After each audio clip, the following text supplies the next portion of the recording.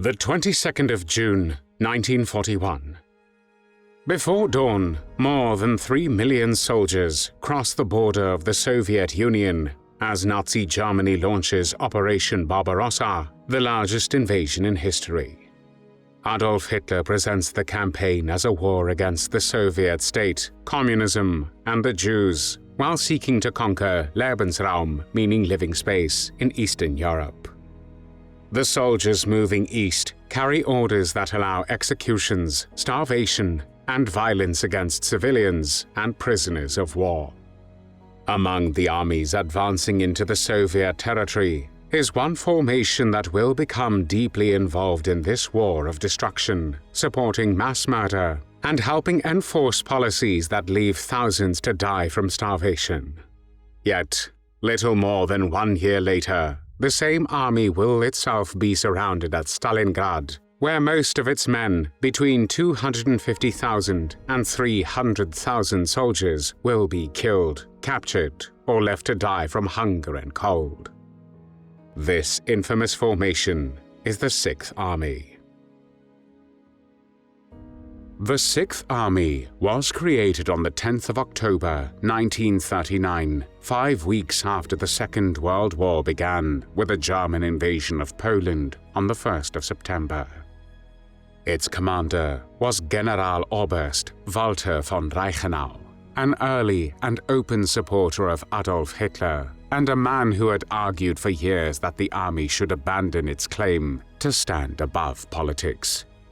Under his command, the Sixth Army fought in Western Europe in May 1940, advancing through the Netherlands and Belgium into France in a campaign that, compared with what would follow on the Eastern Front, remained largely conventional. On the 22nd of June 1941, under the codename Operation Barbarossa, Nazi Germany invaded the Soviet Union, and the Sixth Army crossed the border as part of Army Group South, advancing into Soviet Ukraine, whose grain, coal, and industry made the region one of the main German objectives. This was a very different kind of war from the campaigns fought in Western Europe, and the orders issued before the invasion made that clear.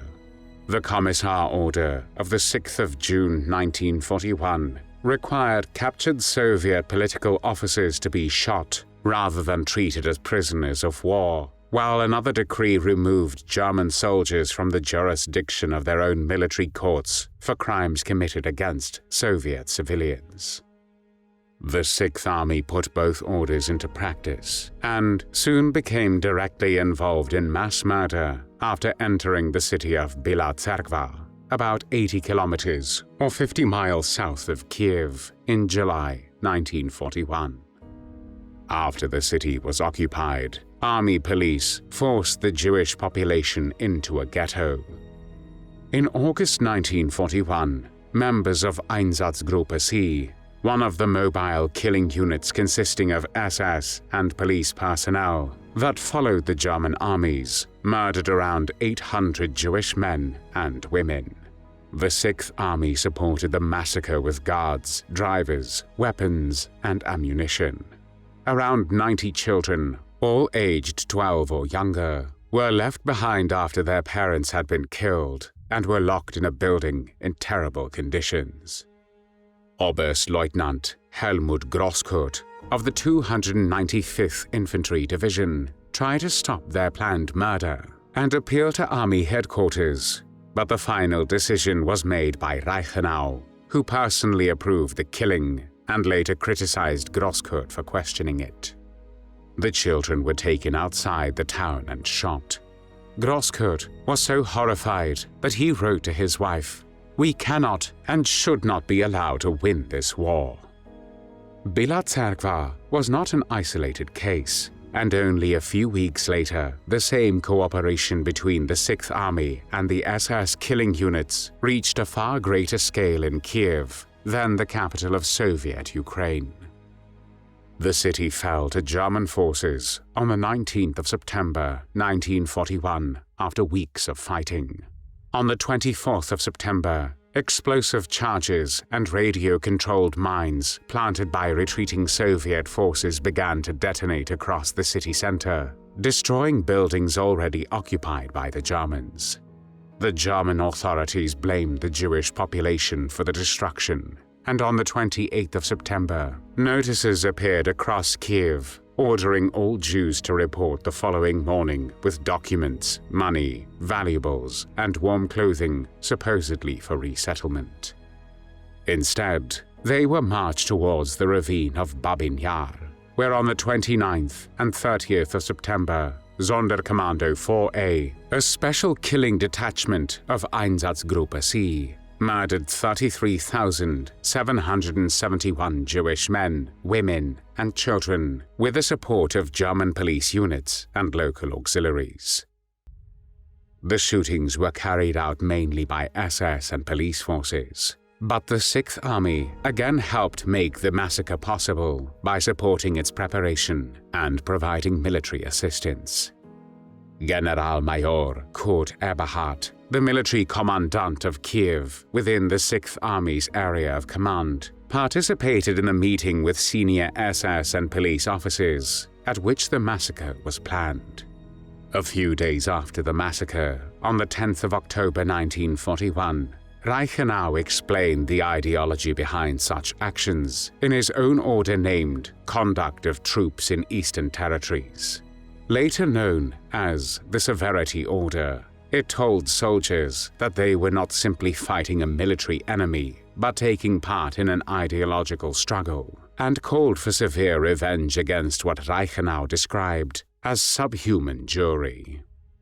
The order also prohibited feeding Soviet civilians and prisoners of war from army field kitchens. Reichenau's superior, Field Marshal Gerd von Rundstedt, approved the document and distributed it to other army commanders as an example, while Hitler ordered it circulated across the Eastern Front. On the 24th of October 1941, the Sixth Army captured Kharkiv, the second largest city in Soviet Ukraine, and became responsible for its occupation. In mid-November, Soviet radio-controlled mines and explosives destroyed several buildings used by German troops and headquarters, killing German personnel, and the occupation authorities responded by taking hostages and carrying out public executions. Civilians were hanged in the main streets and from the balconies of large buildings, and their bodies were left there to terrorize the population and warn against further resistance. At the same time, food was taken for German troops, while the city's residents were increasingly left to survive on their own. In mid-December, the remaining Jewish population was forced into overcrowded barracks on the eastern edge of Kharkiv, and over the following weeks, thousands were taken to Drobitsky Yar, a ravine outside the city, and murdered. Estimates vary, but around 15,000 to 20,000 Jews were killed there, and witnesses later alleged that some small children were thrown into the pits alive to save ammunition, with the killers expecting the freezing temperatures to kill them. Walter von Reichenau did not remain in command long enough to see the full consequences of his actions. On the 1st of December 1941, he was ordered to command Army Group South, but only 6 weeks later, on the 14th of January 1942, he suffered a stroke. He died on the 17th of January 1942 while being flown back to Germany for medical treatment after the aircraft carrying him crash-landed in Lemberg, today Lviv in Ukraine. Whether he died from his stroke or from injury sustained in the crash is unknown. Reichenau was given a state funeral in Berlin and never faced prosecution for his crimes.